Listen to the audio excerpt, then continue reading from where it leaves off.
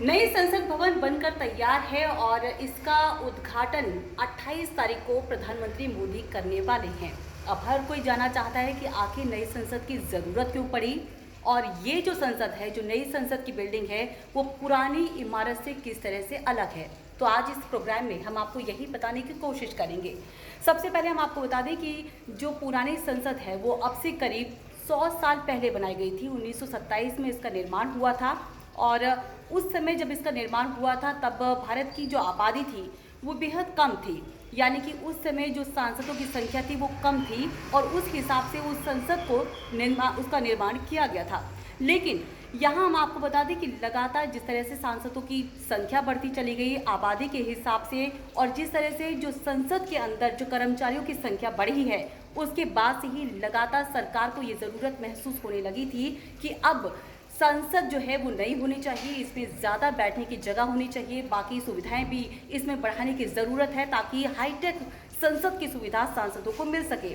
और इसी को देखते हुए लोकसभा और राज्यसभा में प्रस्ताव पारित किए गए, जिसके बाद नई संसद जो है वो बनाई गई। इसका प्रस्ताव पारित होने के बाद 2020 में प्रधानमंत्री मोदी ने इसका शिलान्यास किया था और करीब 3 सालों के बाद अब ये नई संसद बनकर तैयार हो चुकी है, जिसका उद्घाटन प्रधानमंत्री मोदी 28 मई को करेंगे। यहाँ हम आपको बता दें कि आखिर किस तरह से जो नई संसद है वो पुरानी संसद से अलग है।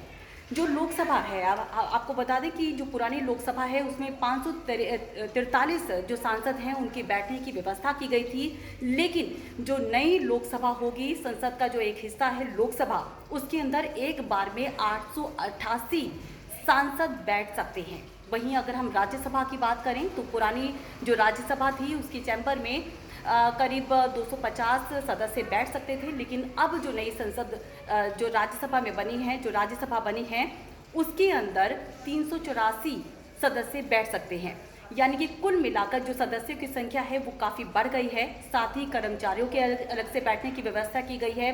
साथ ही संसद के अंदर हाईटेक सुविधाओं को इसमें व्यवस्था की गई है ताकि पेपरलेस संसद की कार्य प्रणाली को किया जा सके। साथ ही अगर हम समय की बात करें तो जो पुरानी संसद है उसको बनाने में करीब 6 साल का समय लगा था। 83 करोड़ रुपए की लागत आई थी, जबकि जो नई संसद है उसको बनाने में करीब 3 साल का समय लगा और 1200 करोड़ रुपए की इस पर लागत आई है। विपक्षी दल हालांकि इस कार्यक्रम का बहिष्कार कर रही हैं, लेकिन इन तमाम विवादों के बावजूद सुप्रीम कोर्ट ने भी हरी झंडी दे दी है कि प्रधानमंत्री मोदी इसका उद्घाटन कर सकते हैं और इसी तरह से जो तय कार्यक्रम के अनुसार है 28 मई को इसका उद्घाटन होगा। सेंट्रल विस्टा जो योजना है, जो प्रोजेक्ट है, उसके तहत नई संसद का निर्माण किया गया है।